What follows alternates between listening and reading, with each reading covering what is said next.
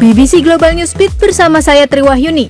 DKI Jakarta telah menemukan 6 kasus transmisi lokal COVID Omicron sejak transmisi lokal pertama diumumkan pada 28 Desember. Selain di Jakarta, transmisi lokal Omicron juga ditemukan di Jawa Timur. Data terakhir mencatat kasus infeksi Omicron di Indonesia mencapai 152. 1, 2, 3. Oh my God. Wartawan BBC di Seoul, Laura Bicker, mendapatkan kesempatan naik jet tempur supersonik milik Korea Selatan sambil melaporkan kemajuan militer negara itu. Sebelumnya, Bicker harus menjalani tes untuk bisa naik jet tempur. Saksikan perjuangan Laura Bicker naik jet tempur di bbcnews.com. Elizabeth Holmes yang pernah dijuluki sebagai Steve Jobs versi perempuan didakwa bersalah karena sengaja menipu investor lewat perusahaannya Theranos. Dia mengaku menciptakan mesin yang bisa mendeteksi ratusan penyakit hanya dengan memeriksa tetesan darah, namun mesin itu tidak berfungsi sebagaimana mestinya. Pelatih sepak bola timnas Indonesia Shin Tae-yong masuk dalam nominasi pelatih terbaik Piala AFF 2020 bersanding dengan pelatih dari Thailand, Singapura, dan Vietnam.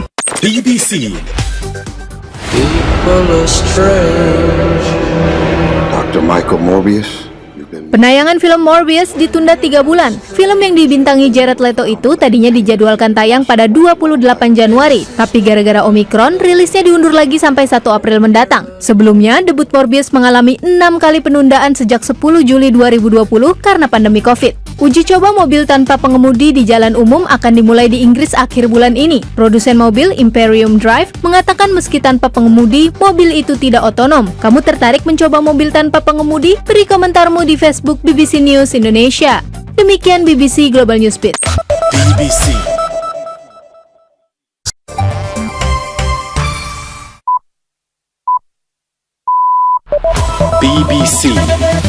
BBC Global Newsbeat bersama saya Triwahyuni. Elizabeth Holmes yang pernah dijuluki sebagai Steve Jobs versi perempuan didakwa bersalah karena sengaja menipu investor lewat perusahaannya Theranos. Dia mengaku menciptakan mesin yang bisa mendeteksi ratusan penyakit hanya dengan memeriksa tetesan darah, namun mesin itu tidak berfungsi sebagaimana mestinya. Wartawan BBC di Seoul, Laura Bicker, mendapatkan kesempatan naik jet tempur supersonik milik Korea Selatan sambil melaporkan kemajuan militer negara itu. Sebelumnya, Bicker harus menjalani tes untuk bisa naik jet tempur. 1, 2, 3. Oh my God. Saksikan perjuangan Laura Bicker naik jet tempur di bbcnews.com. DKI Jakarta telah menemukan 6 kasus transmisi lokal COVID Omicron sejak transmisi lokal pertama diumumkan pada 28 Desember. Selain di Jakarta, transmisi lokal Omicron juga ditemukan di Jawa Timur. Data terakhir mencatat kasus infeksi Omicron di Indonesia mencapai 152. Pelatih sepak bola timnas Indonesia Shin Tae-yong masuk dalam nominasi pelatih terbaik Piala AFF 2020 bersanding dengan pelatih dari Thailand, Singapura, dan Vietnam. Uji coba mobil tanpa pengemudi di jalan umum akan dimulai di Inggris akhir bulan ini. Produsen mobil Imperium Drive mengatakan meski tanpa pengemudi, mobil itu tidak otonom. Kamu tertarik mencoba mobil tanpa pengemudi? Beri komentarmu di Facebook BBC News Indonesia.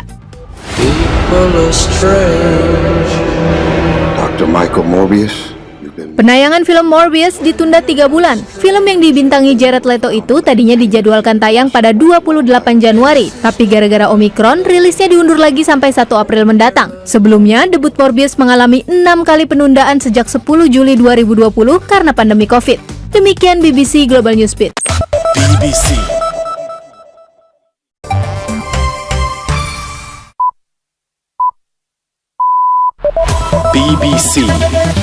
BBC Global Newsbeat bersama saya Triwahyuni.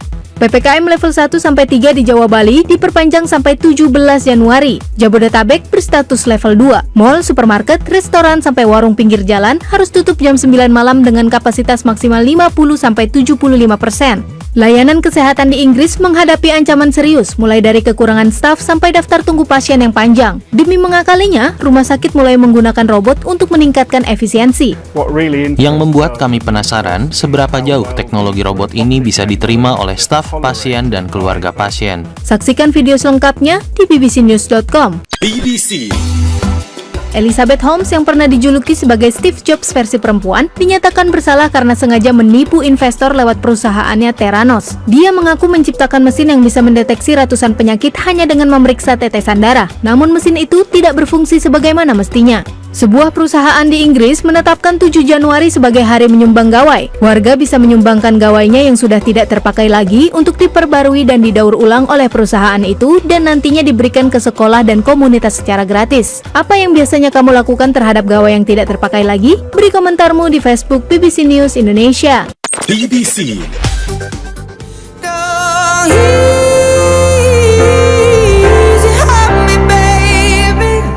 Album Thirsty milik Adele menduduki puncak tangga album Billboard 200 selama 6 minggu berturut-turut sejak peluncurannya. Penjualannya yang setara dengan 99.000 album minggu lalu berhasil membantu Adele mempertahankan posisinya. Pengakuan blak-blakan Romelu Lukaku yang tidak senang dengan situasi di Chelsea memicu spekulasi tentang kelanjutan karirnya. Kini dia dikabarkan berminat reuni dengan Antonio Conte di Tottenham Hotspur. Demikian BBC Global Newsbeat. BBC.